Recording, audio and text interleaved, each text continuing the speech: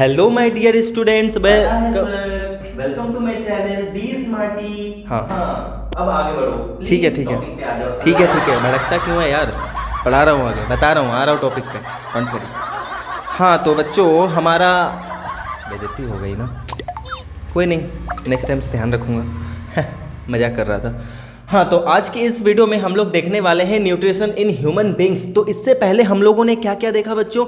हम लोगों ने देखा कि किस तरीके से प्लांट जो है वो न्यूट्रिशन करता है, फिर हमने देखा किस तरीके से यूनिसेलुलर ऑर्गेनिज्म जो होता है वो न्यूट्रिशन करता है, और आज के इस वीडियो में हम लोग ये पढ़ने वाले कि हम ह्यूमन बींग्स एंड एनिमल्स किस तरीके से न्यूट्रिशन करते हैं। सिंपल सी बात है। तो ये आपको जो फिगर दिख रहा है ना, इस फिगर को हम लोग कहते हैं एलिमेंट्री कैनल।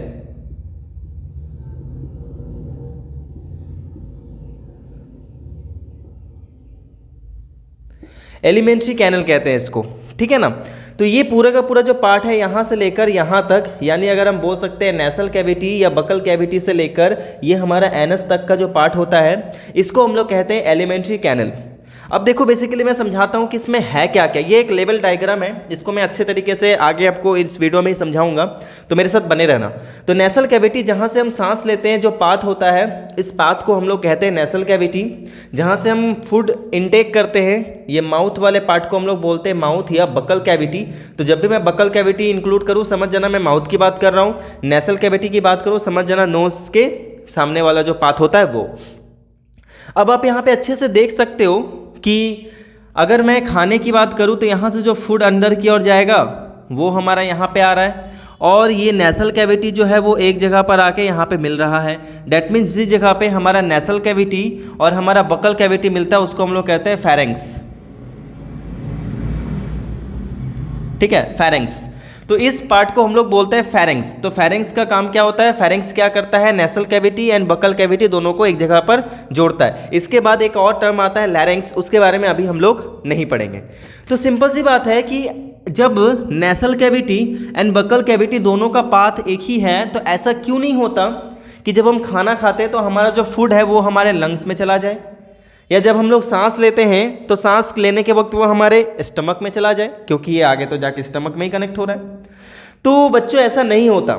ऐसा इसलिए नहीं होता क्योंकि यहाँ पे एक छोटा सा पार्ट होता है बॉडी का जिसको हम लोग कहते हैं एपिग्लॉटिस, और इस एपिग्लॉटिस का ही काम यही होता है कि हमारा, देखो ये ऑसोफेगस है ना, इस ऑसोफेगस के बगल में यहाँ पे आएगा आपका ट्रैकिया। इसमें मैं नहीं दिखा सकता इसको, जब हम लोग रेस्पिरेशन पढ़ेंगे ना आगे जाकर तब पढ़ेंगे। तो ये ऑसोफेगस के बगल में ही होता है ट्रैकिया, यानी हम कह सकते हैं कि food pipe and wind pipe दो अलग अलग पार्ट्स होते हैं। तो जब हम सांस लेते हैं, ब्रीदिंग करते हैं, तो एट दिस टाइम एपिग्लॉटिस जो होता है वो क्या करता है? हमारे फूड पाइप को ब्लॉक कर देता है, ताकि हम लोग सांस ले तो वो हमारे लंग्स में जाए ट्रैकिया से होते हुए। और जब हम लोग फूड लेते हैं तो वो हमारे विंड पाइप को बंद कर देता है, ताकि हमारा जो फूड है वो हमारे लंग्स में ना चल जाए। अब होता क्या है कि कभी कभी आप पानी पी रहे हो, और पानी पीते पीते अगर आपने सांस ले लिया तो उस वक्त क्या होगा कि एपिग्लॉटिस बेचारा कंफ्यूज हो जाएगा। अब उसको खुद ही समझ में नहीं आएगा कि आपने किया क्या है, वो किस पाथ को खोले, क्योंकि आप एक ही बार में पानी भी पी रहे हो जो बकल कैविटी से जा रहा है, और एक ही बार में आप सांस भी ले रहे हो जो नेसल कैविटी से जा रहा है। तो दोनों पाथ अगर एक ही साथ खुल जाए तो वो बेचारा कंफ्यूज नहीं हो जाएगा कि हमको इधर वाला ब्लॉक करना है या इधर वाला ब्लॉक करना है। बेचारा क्या करेगा? इधर उधर कुछ नहीं कर पाएगा। ऐसा हो सकता है कि नेसल कैविटी को बंद करने गया तो बकल कैविटी खुल गया और वहाँ से अंदर चला गया। तो इसीलिए जो पानी है वो हमारे मुंह से निकल जाता है या नाक से निकल जाता है। कई बार आपके साथ भी ऐसा हुआ होगा। तो ये जस्ट इसी वजह से होता है कि हमारा ध्यान कहीं और रहता है, हम काम कुछ और कर रहे होते हैं कि सांस लेना है या खाना खाना है, हम खुद ही नहीं समझ पाते। तो एपिग्लॉटिस बेचारा कंफ्यूज तो होगा ही। उसके जरा नीचे आते हैं तो यहाँ पे आता है ऑसोफेगस, ठीक है। ऑसोफेगस हमारा, इसी को हम लोग कहते हैं फूड पाइप। ध्यान से समझना, ऑसोफेगस हो गया हमारा फूड पाइप। नेक्स्ट ये हमारा डायफ्रैग्म है, इसके बारे में भी हम लोग पढ़ेंगे आगे। Next stomach. आगे ये जो छोटा सा पार्ट दिख रहा है, ये छोटे से पार्ट को हम लोग बोलते हैं गॉल ब्लैडर। इसके ऊपर ये जो आपका पार्ट है, इस पार्ट को हम लोग बोलेंगे, ये जो पार्ट है आपका, इस पार्ट को हम लोग कहेंगे लीवर, ठीक है। उसके नीचे यहाँ पे आएगा, ये हो गया आपका पैनक्रियाज। उसके नीचे आएगा लार्ज इंटेस्टाइन, फिर यहाँ पे आएगा रेक्टम, और यहाँ पे आएगा एनस, और ये हो गया आपका अपेंडिक्स। ये जो आपको पार्ट दिख रहा है इसको हम लोग कहते हैं अपेंडिक्स। तो ये छोटा सा मैंने आपको एलिमेंट्री कैनल के बारे में बताया, अभी ख़त्म नहीं हुआ है। और अभी मैं इस तरह बोर्ड में नहीं पढ़ाऊंगा आपको, मैं मोबाइल के स्क्रीन पे ले जा रहा हूँ। और क्यों ले जा रहा हूँ ये आप समझ में आ जाएगा जब मैं आपको पढ़ाऊँगा, ताकि कोई भी चीज़ जो है वो छूटे ना, और उस चीज़ों को ना हम डिटेल में पढ़ें, अच्छे से पढ़ें। ठीक है, तो without wasting more time let's jump to that video. तो स्टूडेंट्स, अब हम लोग देखने जा रहे हैं कि किस तरीके से ह्यूमन बीइंग के अंदर न्यूट्रिशन जो है वो होता है। तो सबसे पहले हमारा आता है इंजेशन, और इंजेशन में हमें पता है कि हम जो फूड अपने माउथ में लेते हैं उसी को हम इंजेशन कहते हैं। तो अब आप ही बताओ कि हम ह्यूमंस किस तरीके से अपने फूड को अपने माउथ में लेते हैं। डेफिनेटली हमारे हैंड से ना। चलो नेक्स्ट स्टेप आता है हमारा डाइजेशन। अब ये डाइजेशन जो होता है ना वो हमारे माउथ से स्टार्ट होता है। तो देखो यहाँ पे मैंने क्या लिखा है, ठीक है। Digestion of food it starts from the mouth itself. Mouth opens at into a chamber और cavity which is known as buccal cavity. Buccal cavity contains teeth, tongue and salivary gland. ठीक है, ये तो आपको पता ही है। Next, the food is cut and ground by teeth after being broken into small pieces, this teeth helps in physical digestion.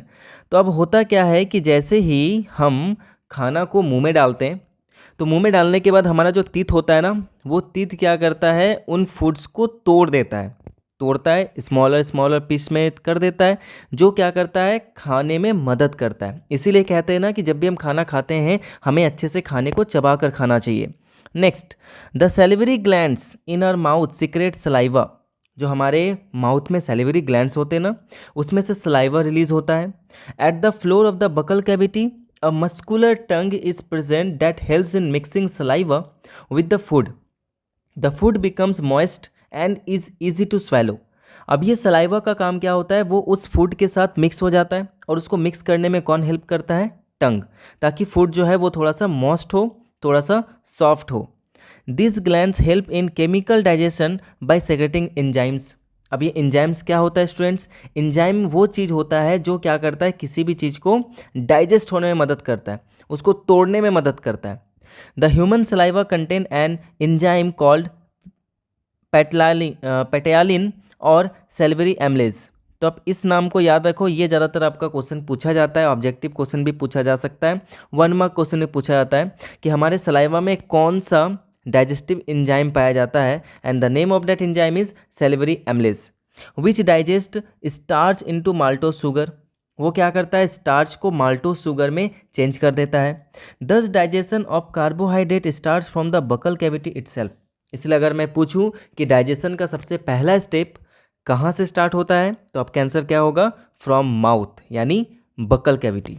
The buccal cavity opens into the pharynx which leads to long tube called oesophagus. तो मैंने आपको video में शुरू में क्या बताया ना, फ्रेनेक्स के बारे में आपको बताया ना, जहाँ से हमारा nasal cavity and buccal cavity दोनों जहाँ पे आके मिलता है।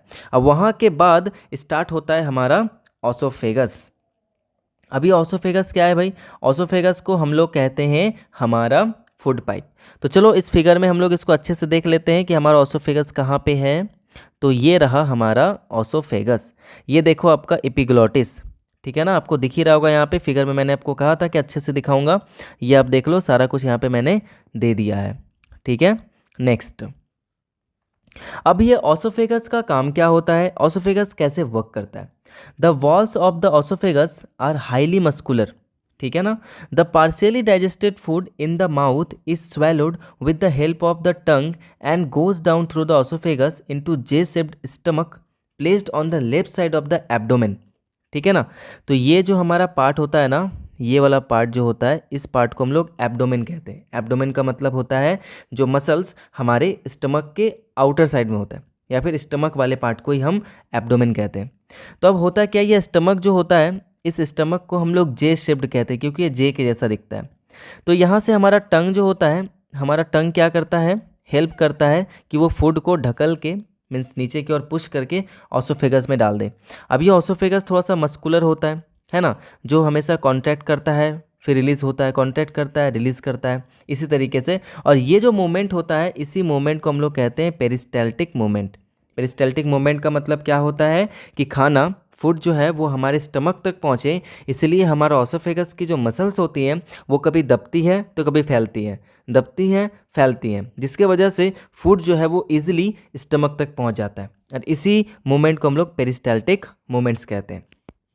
These movements push the food from the esophagus into the stomach and from there into intestine. No digestion takes place in the esophagus. ध्यान रखना, ऑसोफेगस में कोई भी डाइजेशन नहीं होता, ये सिर्फ फूड को बकल कैविटी से स्टमक तक ले जाने में हेल्प करता है। Next, stomach. अब हमारे स्टमक का यहाँ पे बहुत बड़ा हाथ होता है, इस पार्ट को आप अच्छे से समझना। और जैसे ही मैंने यहाँ पे आपको नोट्स की तरह दे दिया ना, आप चाहो तो इन सबको नोट डाउन करके रख सकते हो या फिर सारा कुछ लिख लेना। The stomach has branched and tubular glands present in its wall. The secretion of this glands are collectively called gastric juice. ये जितनी भी ग्लैंड्स होती हैं इसके अंदर स्टमक में, उन सारे ग्लैंड्स को हम लोग गैस्ट्रिक जूस के नाम से जानते हैं। And the gastric juice contain hydrochloric acid, protein digestive enzyme pepsin, mucus। ठीक है, तो अब अगर कुछ आपसे क्वेश्चन पूछे कि हमारे स्टमक में कौन कौन से ग्लैंड्स होते हैं, तो आपको क्या बोलना है? गैस्ट्रिक जूस होता है। अब उस गैस्ट्रिक जूस में क्या होता है? हाइड्रोक्लोरिक एसिड HCl, जो बहुत ही ज़्यादा डेंजरस एसिड भी होता है, हम ये बात जानते हैं। और साथ साथ में उस गैस्ट्रिक जूस में हाइड्रोक्लोरिक एसिड के अलावा भी प्रोटीन को डाइजेस्ट करने के लिए कुछ एंजाइम्स होती हैं जिसको हम कहते हैं पेप्सिन। तो पेप्सिन एंजाइम जो है वो क्या करता है? प्रोटीन को डाइजेस्ट करता है। और साथ में हमारे स्टमक में म्यूकस भी होता है। अब ये म्यूकस क्या होता है भाई? जब भी हमें सर्दी हो जाती है, कफ हो जाता है, हमारे नाक से वो जो येलो येलो वाइटिश टाइप का निकलता है ना, उसी को हम म्यूकस कहते हैं। और वो म्यूकस हमारे स्टमक के वॉल्स में होता है। क्यों होता है? उसके पीछे का रीज़न ये है कि हाइड्रोक्लोरिक एसिड जब सिक्रेट होता है ना, निकलता है, तो हमारे इंटेस्टाइनल वॉल को कोई नुकसान ना पहुंच जाए, इसीलिए ये म्यूकस जो है वो हाइड्रोक्लोरिक एसिड को और हमारे स्टमक के वॉल्स को बचा कर रखता है, दोनों को डिफरेंट करता है। ठीक है, next, the hydrochloric acid creates an acidic medium which facilitates the action of the enzyme pepsin. अब यहाँ पे आपसे क्वेश्चन पूछा जा सकता है कि हाइड्रोक्लोरिक एसिड के 2 यूजेस बताएं। तो सबसे पहला यूज़ ये होता है कि ये हमारे स्टमक को थोड़ा सा एसिडिक बना देता है, जिससे कि ये पेप्सिन एंजाइम जो है वो अच्छे तरीके से वर्क कर सके और वो प्रोटीन को तोड़ सके एमिनो एसिड में। इन एसिडिक मीडियम पेप्सिन यानी protein digesting enzyme breaks down the protein into peptones. ठीक है, तो ये प्रोटीन को क्या करता है? पेप्टोन्स में तोड़ देता है। ठीक है ना, पेप्टोन्स हो गया स्मॉलर मॉलिक्यूल ऑफ प्रोटीन। दस protein digestion start in the stomach. इसीलिए हम कह सकते हैं कि प्रोटीन कहाँ पे डाइजेस्ट होना स्टार्ट हो जाता है? आपका स्टमक में। तो ये हो गया आपका सबसे पहला यूज़ हाइड्रोक्लोरिक एसिड का, कि वो क्या करता है? स्टमक को थोड़ा सा एसिडिक बना देता है, जिससे कि हमारा जो पेप्सिन है एंजाइम वो क्या कर सके? प्रोटीन को अच्छे तरीके से ब्रेक डाउन कर सके पेप्टोन्स क्रिएट करने के लिए। सेकेंड यूज़ होता है हाइड्रोक्लोरिक एसिड का कि ये बहुत सारे बैक्टीरियाज को मारने में भी मदद करता है। अगर हमारे स्टमक में कोई अनयूज्ड या अनयूजफुल बैक्टीरियाज आ जाए तो उसको मारने में कौन हेल्प करता है? ये hydrochloric acid. Next, the mucus helps to protect the inner lining of the stomach from the action of the acid under normal condition. The exit of the food from the stomach is regulated by a sphincter muscle which releases small amounts of the partially digested food into the small intestine. तो जैसे ऐसे buccal cavity से ये पास हुआ oesophagus में, फिर वहाँ से वो स्टमक में गया, तो धीरे धीरे वो डाइजेस्ट होता जा रहा है। ऐसा नहीं कि कहीं एक जगह पर पर्टिकुलर जाकर ही हमारा फूड डाइजेस्ट होता है, वो धीरे धीरे डाइजेस्ट होता जा रहा है। अब ये पार्सली डाइजेस्टेड फूड को ना हमारा स्पिंटर्स मसल्स जो होता है, जो आगे पीछे कॉन्ट्रैक्ट करता है, वो क्या करता है? भेज देता है। ये आपको दिख रहा होगा यहाँ पे, इस जगह पर आपका स्पिंटर मसल होता है। ये जो पोर्शन आपको दिख रहा है, ये वाला और ये वाला, इन दोनों को हम कहते हैं स्पिंटर मसल। और ये क्या करता है? फिर फूड को आगे पुश करके स्मॉल इंटेस्टाइन तक पहुँचा देता है। अब स्मॉल इंटेस्टाइन में क्या होता है भाई? Small intestine is not really small. Small intestine नाम का ही सिर्फ स्मॉल है, लेकिन रियली में वो स्मॉल नहीं है। It is about 6.5 metre long. ये टोटल कितना लंबा है? 6.5 मीटर, जो बहुत बड़ा होता है। So it is the longest part of the alimentary canal which is fitted into a compact space because of extensive coiling of our belly. तो ये चलो मैं आपको फिगर में ले चलता हूँ। हाँ, तो ये आप फिगर में देख सकते हो कि जो हमारे स्मॉल इंटेस्टाइन है ना, वो कोई छोटा पार्ट नहीं है, वो बहुत बड़ा पार्ट है हमारे एलिमेंट्री कैनल का। और वो एक ही जगह पर इतना इसलिए कॉन्ट्रैक्टेड होकर रह पा रहा है क्योंकि ये कॉइल के रूप में होता है। अगर उसको हम एक स्मॉल इंटेस्टाइन को अगर हम खोल दें किसी ह्यूमन का, तो वो 6.5 मीटर तक जा सकता है। सोच लो कितना बड़ा होता है। और नाम क्या है? Small intestine. चलो आगे चलते हैं। तो यहाँ पे क्या बोला है कि the length of the small intestine differs in various animals depending on the type of food they eat. तो अलग अलग प्रकार के एनिमल्स का जो स्मॉल इंटेस्टाइन का लेंथ होता है वो अलग अलग होता है। जैसे कि अगर हम लोग कार्निवोरस की बात करें और हर्बीवोरस की बात करें, तो दोनों में से जो हर्बीवोरस एनिमल्स होते हैं ना, उनका स्मॉल इंटेस्टाइन ज़्यादा लंबा होता है। अब आप ये क्वेश्चन पूछोगे क्यों होता है सर? तो इसके पीछे का रीज़न ये है कि जितनी भी हर्बीवोरस एनिमल्स होती हैं वो क्या खाती हैं? प्लांट्स खाती हैं, ग्रासेस खाती हैं। और उन प्लांट्स एंड ग्रासेस में क्या होता है? सेल्यूलोज। क्या होता है? सेल्यूलोज। अब इस सेल्यूलोज को डाइजेस्ट करना थोड़ा सा डिफ़िकल्ट होता है, वो थोड़ा सा टाइम लेता है। तो इसीलिए जितनी भी हर्बीवोर्स होती हैं, चाहे वो हम काऊ की बात करें, ऑक्स की बात करें, बफेलो की बात करें, गोट की बात करें, तो इन सब का स्मॉल इंटेस्टाइन थोड़ा सा लंबा होता है ताकि ये थोड़ा सा टाइम दे सके उस ग्रास को, उस सेल्यूलोज को अच्छे तरीके से डाइजेस्ट करने के लिए। ऑन द अदर हैंड अगर मैं बात करूँ कार्निवोरस की, यानी कार्निवोर्स की, जैसे कि लायन, टाइगर्स, ये सब हो गए, ये सिर्फ और सिर्फ मीट खाते हैं। तो मीट को डाइजेस्ट करना उतना डिफ़िकल्ट नहीं होता, इसीलिए इनकी जो स्मॉल इंटेस्टाइन होती है वो छोटी होती है एज़ कंपेयर टू हर्बीवोर्स। ठीक है, चलो आगे चलते हैं। The small intestine in humans is the site of complete digestion of food like carbohydrates, proteins and fats. Secretion of the liver and pancreas are required for digestion. तो हमारा जो complete digestion होता है ह्यूमन के body में, वो कहाँ पे होता है? स्मॉल इंटेस्टाइन में होता है। और सिर्फ हाइड्रोक्लोरिक एसिड वगैरह से काम नहीं चलता, बल्कि यहाँ पे लीवर के द्वारा और पेनक्रियाज के द्वारा कुछ चीज़ें सिक्रेट की जाती है, कुछ लिक्विड सिक्रेट की जाती है जो बहुत ज़रूरी होता है, जिसके बिना हमारा फूड जो है वो कम्प्लीटली डाइजेस्ट नहीं होता। तो देखते हैं कि हमारे लीवर का क्या रोल होता है हमारे डाइजेशन में। Liver secretes bile, bile juice कहते हैं ना, बाइल जूस। तो लीवर जो होता है वो हमारे बॉडी में बाइल जूस को सिक्रेट करता है, निकालता है। ठीक है, और ये बाइल पिगमेंट जो होती है, क्या लिखा हुआ है? Liver secretes bile which contain bile pigments and bile salts. तो बाइल जूस जो होता है वो थोड़ा सा अल्कलाइन होता है।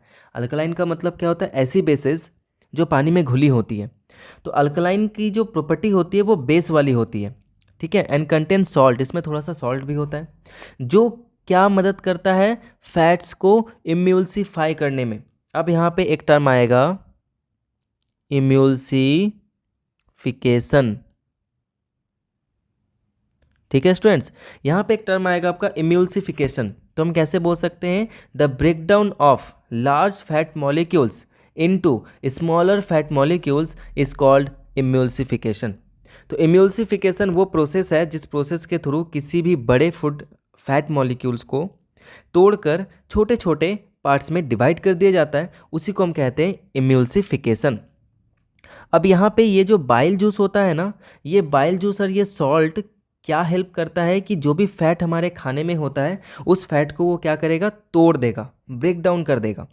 The bile secreted by the liver is normally stored in the gall bladder. ठीक है, और ये बाइल आखिर होता कहाँ पे है? गॉल ब्लैडर में होता है। तो चलो देखते हैं गॉल ब्लैडर कहाँ है भाई, इसमें तो नहीं दिख रहा। तो किस में दिखेगा? किस में दिखेगा? आ जाओ हम लोग फिगर में चलते हैं। ये देखो, ये आपको दिख गया, जिसको हम लोग हिंदी में पित्त कहते हैं, पित्त। ठीक है, कभी आप फिशेस वगैरह खाओ ना, तो उसमें भी आपको छोटा सा ग्रीन कलर का दिख जाएगा। तो पेनक्रियाज से ये कनेक्टेड होता है गॉल ब्लैडर, और इस गॉल ब्लैडर के अंदर ही होता है हमारा बाइल जूस, और इस बाइल जूस की वजह से ही हमारे फूड के अंदर जो भी फैट मॉलिक्यूल्स होता है वो फैट मॉलिक्यूल्स टूट जाता है। Next, the bile secreted by the liver is normally stored in gall bladder and bile performs 2 function. तो अभी मैंने आपको हाइड्रोक्लोरिक एसिड के 2 फंक्शंस बताएं, अब मैं बताने जा रहा हूं कि बाइल जूस जो होता है उसके क्या क्या फंक्शंस हैं। पहला, the food coming from the stomach is acidic, क्योंकि उसमें हाइड्रोक्लोरिक एसिड मिक्स था। तो अब जो स्टमक से फूड हमारे नीचे स्मॉल इंटेस्टाइन में आ रहा है वो एसिडिक होता है। And has to be made alkaline so the pancreatic enzymes can act on it. ठीक है, जो पैनक्रियाटिक एंजाइम्स होती हैं वो उस पर एक्ट कर सके, इसीलिए उसको बेसिक बनाना पड़ता है। अब बेसिक बनाने के लिए ये बाइल जूस जो है वो वहाँ पे एक्ट करती है, उनका काम वहाँ पे होता है। The bile salts break down the fat present in the food into smaller globules. This increases the efficiency of enzymes to act and digest the food. और यही मदद करता है फूड को और अच्छे से डाइजेस्ट करने में। ठीक है, डैट मीन्स कि इमल्सिफिकेशन ऑफ फूड जो होता है, फैट जो होता है वो कहाँ पे होता है आपका स्मॉल इंटेस्टाइन में। नेक्स्ट अब आता है पैनक्रियाज का क्या रोल होता है। लिवर का रोल हमने देख लिया। तो pancreas is the largest gland in our body which lies parallel to and beneath the stomach. ठीक है, अब चलो पैनक्रियाज देख लेते हैं कहाँ पे भाई। ये तो हमारा लिवर हो गया। पैनक्रियाज किधर हो भैया, ये आजा आजा तुझे पुकारे, कहाँ है भाई पैनक्रियाज। हाँ मिल गया। तो ये रहा हमारा पैनक्रियाज, देख सकते हो ये स्टमक के जस्ट नीचे होता है। ठीक है ना, चलो let's come to the point. कहाँ गए बाबू, आजा। तो आगे क्या बोला है। The pancreas secrete pancreatic juice which contain digestive enzyme like trypsin and lipase. नाम याद रखना है आपको एंजाइम्स का। ठीक है, तो ये ट्रिप्सिन एंड एंजाइम बहुत इंपॉर्टेंट होता है, क्योंकि ये ट्रिप्सिन जो होता है वो प्रोटीन को डाइजेस्ट करता है, और लिपेज जो होता है वो इम्यूल्सिफाइड फैट को और तोड़ देता है। दैट मीन्स जो फैट जो है वो स्मॉल इंटेस्टाइन में पहले टूटता है, उसके बाद पैनक्रियाटिक जूस उसमें एक्ट करते हैं, तो जो बचा खुचा प्रोटीन है उसको तोड़ने में ट्रिप्सिन हेल्प करता है, और जो बचा खुचा फैट है उसको तोड़ने में लिपेज हेल्प करता है। आपको इस बात का ध्यान रखना है। The wall of the small intestine contains glands which secrete intestinal juice, and the intestinal juice contain a number of enzymes, and these enzymes complete the digestion of the food converting proteins into amino acid. तो मैंने आपको शुरू में बोल दिया था कि protein amino acid में चेंज होता है। तो प्रोटीन सबसे पहले टूटता है पेप्टोन्स में, ठीक है ना। अब पेप्टोन्स के बाद वो स्मॉल इंटेस्टाइन में आकर एमिनो एसिड में टूटता है। कॉम्प्लेक्स कार्बोहाइड्रेट ग्लूकोज में टूट जाता है, और fats fatty acid and glycerol में टूटता है। तीन चीज़ आपको ध्यान रखना है। सबसे पहले प्रोटीन किस में टूटता है, एमिनो एसिड में। कार्बोहाइड्रेट्स किस में टूटता है, ग्लूकोज में जो हमको एनर्जी देता है। और फैट्स किस में टूटता है, फैटी एसिड एंड ग्लिसरॉल में। ठीक है, नेक्स्ट अब यहाँ पे समरी कुछ दिया हुआ है जिससे कि आप अच्छे से समझ सको। माउथ में कौन सा एंजाइम होता है, सेलेबरी एमलेस, जिसका काम क्या होता है, वो स्टार्च को ब्रेक डाउन करता है। ठीक है, स्टमक में कौन सा होता है, पेप्सिन, इसका काम क्या होता है, प्रोटीन को डाइजेस्ट करता है। स्मॉल इंटेस्टाइन में क्या होता है, बाइल जूस, जो लीवर के द्वारा निकलता है, जो फूड को अल्कलाइन बनाता है, साथ साथ में फैट को इम्यूल्सिफाई करता है। पेनक्रियाटिक जूस जो पेनक्रियास के द्वारा निकलता है, जिसमें ट्रिप्सिन एंड लिपेज होता है, जो क्या करता है, प्रोटीन और इम्यूल्सिफाइड फैट को डाइजेस्ट करता है। एंड लास्ट आता है इंटेस्टाइनल जूस, जिसमें बहुत सारे अलग अलग एंजाइम्स होते हैं। वो क्या करता है, प्रोटीन को एमिनो एसिड में चेंज कर देता है, कार्बोहाइड्रेट को ग्लूकोज में चेंज कर देता है, और फैट्स को फैटी एसिड एंड ग्लिसरॉल में चेंज कर देता है। Next third step of digestion क्या आता है हमारा, एब्जॉर्प्शन। एब्जॉर्प्शन में क्या होता है कि बड़े बड़े फूड मॉलिक्यूल्स जो होते हैं वो अब फैटी एसिड एंड ग्लिसरॉल में टूट चुके हैं, है ना, स्मॉल इंटेस्टाइन में। तो इसी को हम लोग कहते हैं absorption. The inner surface of the small intestine has millions of tiny finger like projection. अब ये कैसे होता है, ये मान लो आपका ऐसे, ठीक है, और ऊपर से ऐसे ऐसे, ये हो गया विलियाई। ठीक है, ये विलियाई जो होता है वो स्मॉल इंटेस्टाइन में होता ही है। ठीक है, ये अगर मैं वॉल बना दूँ स्मॉल इंटेस्टाइन का, तो ये विलियाई होता है। ये विलियाई जो है, ये जगह आपको दिख रहा है ना, कलर चेंज कर लेता हूँ, ये देखो, ये पोजीशन जो आपको दिख रहा है ना, यहाँ पे ये अंदर तक अच्छे तरीके से स्मॉल इंटेस्टाइन में पहुँच सके, इसीलिए विलियाई का यही हेल्प होता है कि वो क्या करता है, ज़्यादा सरफेस एरिया देता है, जिससे कि वो क्या कर सके, फूड जो है वो अच्छे तरीके से हमारे इंटेस्टाइन के अंदर घुस सके। ठीक है, नेक्स्ट आगे चलते हैं। The presence of villi gives the inner walls of the small intestine a larger surface area. On the large surface area of the small intestine, absorption of food take place quickly and goes into the blood through the vessels in villi. अब उस विलियाई के अंदर जितने भी vessels होते हैं, blood vessels, उन blood vessels के थ्रू ये क्या होता है, अंदर की ओर घुस जाता है. नेक्स्ट देखते हैं क्या है हमारा एसिमिलेशन. वाओ, एसिमिलेशन में अब क्या होता है, the blood carries digested food to all parts of the body where it gets assimilated into the cell. अब जो डाइजेस्टेड फूड हो चुका है, पूरे तरीके से ब्रेक डाउन हो चुका है, अब हमारा ब्लड क्या करेगा, उस पूरे के पूरे फूड को लेकर अलग अलग पार्ट्स में पहुंचा देगा. The body cells use assimilated food for obtaining energy as well as growth and repair. And during the process of respiration assimilated food is oxidise to produce energy. अब ये जो फूड अब ये जो फूड टूट चुका है, ये जो फूड डिसॉल्व हो चुका है ब्लड में, अब इस फूड को क्या चाहिए, ऑक्सीजन. रेस्पिरेशन करता है हमारा बॉडी, जिससे कि हमारा फूड ऑक्सीडाइज्ड होता है और वो एनर्जी प्रोड्यूस करता है. जब तक ऑक्सीडाइज नहीं होगा हमारा फूड मतलब जो फूड टूट चुका है, तब तक वो हमें एनर्जी नहीं देगा. The digested food that is not used by our body immediately stored in the liver in the form of glycogen. Very important. Glycogen क्या होता है, जो डाइजेस्टेड फूड को हमारा बॉडी तुरंत यूज़ नहीं करता, वो स्टोर हो जाता है. जैसे कि ये आप इसको ऐसे समझो कि आपके फादर ने आपको 100 रुपीज़ दिया, ठीक है ना. अब उस 100 रुपीज़ में से आपको 60 रुपीज़ का काम था, अपने 60 रुपीज़ क्या किया, यूज़ कर लिया. अब ये जो 40 रुपीज़ आपके पास बच गया, आप इस 40 रुपीज़ को आपने क्या किया, अपने सेविंग में डाल लिया. अब आपने अपने सेविंग में क्यों डाला, इसलिए डाला ताकि इन फ्यूचर अगर आपको ज़रूरत पड़े पैसे की तो ये 40 रुपीज़ आपको हेल्प कर सके. इन द सिमिलर वे जो फूड, ठीक है, हमारा बॉडी यूज़ कर लेता है, ठीक है, और जिसका यूज़ नहीं होता है इमीडिएटली उसको वो स्टोर करके रख देता है ग्लाइकोजन के फॉर्म में.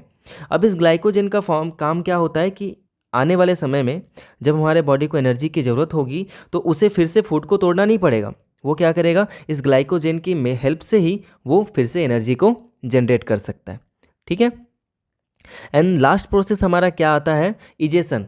And all parts of food which we eat can not be digested of our body by our body.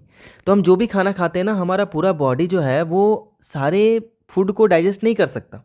हमारे फूड में कुछ ऐसे पार्ट्स होते हैं जो डाइजेस्ट नहीं होते हमारे बॉडी के द्वारा. Some of the food which can not be absorb by the small intestine remains undigested. वो अनडाइजेस्टेड ही रह जाता है. And the undigested food passes from the small intestine into a wide tube called large intestine.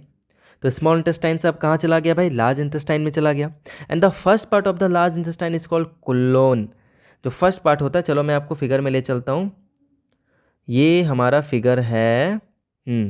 अब इस figure में ये जो आपका लार्ज इंटेस्टाइन दिख रहा है, ये जो फर्स्ट पार्ट है ना, इस पार्ट को हम लोग कहते हैं कोलोन, ठीक है. नेक्स्ट, कोलोन कहाँ गया, आगे. Walls of colon absorb most of the water present in the undigested food. अब हमारा जो अनडाइजेस्टेड फूड है उसमें से ये जो कोलोन के वॉल्स होते हैं लार्ज इंटेस्टाइन के, वो जो बचा खुचा वाटर है उसको भी वो एब्जॉर्ब कर लेता है. दस the undigested part of the food becomes almost solid. तब उसमें कोई लिक्विड पार्ट बचा नहीं, तो वो ऑलमोस्ट अब सॉलिड ही बन चुका है. The solid undigested food enters into the last part of the small intestine called rectum, where it stays for some time and then passes out from our body through the anus as faeces. Thus, feces contain undigested solid food. The exit of the waste material is regulated by anal sphincter. ठीक है, sphincter वही आ गया जो यहाँ पे आपको दिखा था. ये दिखाता हूँ आपको फिगर में, ये देखो, ठीक है.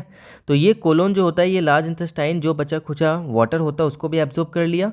अब ये धीरे से क्या किया, फूड को रेक्टम में भेज दिया. अब कुछ देर के लिए हमारा फूड जो है अनडाइजेस्टेड फूड रेक्टम में रहता है, और उसके बाद वो एनस के थ्रू फेसेस के रूप में, स्टूल के रूप में वो क्या होता है, हमारे बॉडी से बाहर निकल जाता है, ठीक है. और ये जो फेसेस होती हैं ना, इन फेसेस को बाहर निकालने में कौन मदद करता है, वो आपका मदद करता है स्पिंटर सेल. अब इस फिगर में आप देख सकते हो, ये एनल सिंसस है, ज़्यादा इंपॉर्टेंट आपका रेक्टम है, एनल कैनल है, और internal sphincter and external anal sphincter, ठीक है. तो ये अंदर वाला जो आपका मसल आपको दिख रहा है, ये वाला, ये और ये बाहर वाला दोनों आगे पीछे होकर ये फेसेस को क्या करता है, हमारे बॉडी से बाहर निकालने में मदद करता है। तो स्टूडेंट्स, अब हम लोग देखने जा रहे हैं कि ये डेंटल कैरीज क्या होता है। ठीक है, तो देखो यहाँ पे मैंने क्या लिखा है, the formation of the small cavities in the teeth due to the action of acid forming bacteria and improper dental care is called dental carries.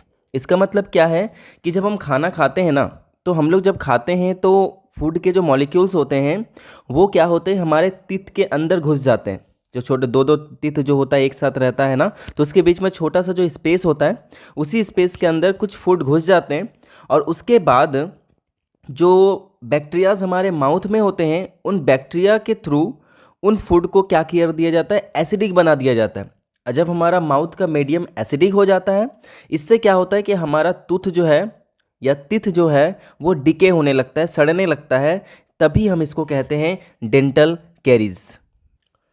अब देखो जैसे कि यहाँ पे आपको पार्ट्स ऑफ टूथ दिख रहा होगा। ठीक है, मैं इसको जूम करता हूँ, जूम इन, तो अच्छे से आप देख सकते हो कि एक टूथ को ना हम दो पार्ट में डिवाइड कर सकते हैं, क्राउन एंड रूट में। ठीक है, अब ये क्राउन में तीन पार्ट्स आते हैं, एक होता है एनामेल, डेंटाइन और पल्प। ठीक है, तो एक चीज़ याद रखना, ये जो एनामेल होता है ना वो बहुत ही हार्ड होता है, बहुत ही टाइट होता है, इवन कि हमारे बोन से भी ज़्यादा हार्ड होता है हमारे टूथ का एनामेल।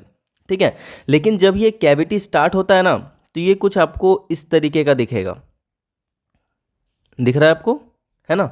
तो अब ये होता क्या है कि सबसे पहले जो टूथ डिके होता है ना वो स्टार्ट होता है आपका एनामेल से, उसके बाद वो धीरे धीरे डेंटिन तक पहुंचता है, और अगर वो आपके पल्प तक पहुंच गया, पल्प कैविटी तक पहुंच गया, रूट्स तक, तब आपको सीवियर पेन होने वाला है, बहुत ज़्यादा दर्द होने वाला है, और इन केस हमें यहाँ पे टूथ फिलिंग करवानी पड़ सकती है, या फिर वो टूथ को वहाँ से निकाल कर फेंकना भी पड़ सकता है, रिप्लेस भी करना पड़ सकता है।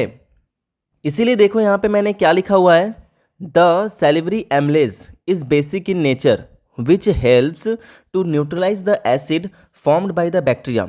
अब क्या होता है, हमारा जो सलाइवा होता है, उस सलाइवा में एक एंजाइम होता है, जैसे मैंने आपको पहले ही बताया, जिस एंजाइम का नाम क्या है, सैलिवरी एमलेज। अब ये सैलिवरी एमलेज क्या होता है, बेसिक होता है। जैसे ही बैक्टीरिया हमारे माउथ को एसिडिक बनाता है, ये सलाइवा बेसिक होता है, वो जाकर उसको न्यूट्रलाइज कर देता है, जिससे कि हमारा माउथ में, हमारे टूथ में कोई भी कैविटी नहीं लगता। When the pH of our mouth becomes 5.5, ये आपको ऑब्जेक्टिव क्वेश्चन आ सकता है, 1 मार्क का क्वेश्चन में भी दे सकता है, कि जब हमारे माउथ का pH जो है ना वो 5.5 पहुंच जाता है, तो उसके बाद हमारे जो टीथ हैं वो डिके करना स्टार्ट कर देते हैं।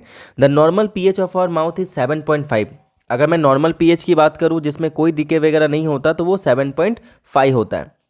If the teeth are not cleaned regularly, they become covered with a sticky yellowish layer of food particles and bacteria cells are called dental plaque। अब यहाँ पे आप ये येलोइश पार्ट को देख पा रहे हो ना, अगर हमारे दांतों को रेगुलरली अच्छी तरीके से ब्रश ना किया जाए, साफ़ ना किया जाए, तो क्या होगा, उसमें येलोइश टाइप का एक पार्ट जम जाएगा, आप ये देख सकते हो। अब होता क्या है, इसके पीछे का मैं रीज़न बताता हूँ कि ये हो जाने के बाद होगा क्या। तो अगर आपके टूथ में ये प्लेक जम गया ना, तो इससे क्या होगा कि जो भी सैलिवरी एमलेज हैं जो आपके माउथ से निकलते हैं, सैलिवरी ग्लैंड से निकलते हैं, तो वो सैलिवरी एमलेज को वो उन दांतों तक नहीं पहुंचने देता है। ये उसका ऊपर आकर एक कवर बना देता है ना, तो उन दांतों तक नहीं पहुंचने देता है, जिससे कि इसके अंदर जो बैक्टीरियाज होते हैं वो उस टीथ को एसिडिक बनाए रखते हैं, और जब तक सैलिवरी एमलेज वहाँ तक पहुँचेगा नहीं, तो वो उसको न्यूट्रलाइज कैसे करेगा, न्यूट्रलाइज नहीं कर पाएगा ना। तो न्यूट्रलाइज नहीं कर पाता है, और टीथ के उस पार्ट में हमारा एसिडिक मीडियम ही बना रहता है, जिसकी वजह से वो टीथ जो है वो डिके करना स्टार्ट कर देता है। ठीक है, तो अब इससे कैसे बचें। सेकेंड थिंग, अगर आपका ये प्लेक हो गया है ना, तो आपको ब्रशिंग अच्छे से करना पड़ेगा, इससे आपका गम का स्वेलिंग भी हो सकता है, जैसे कि आप यहाँ पे देख पा रहे हो, गम जो है उसमें इन्फ्लेमेशन भी आ सकता है। तो इसका क्या सॉल्यूशन है सर?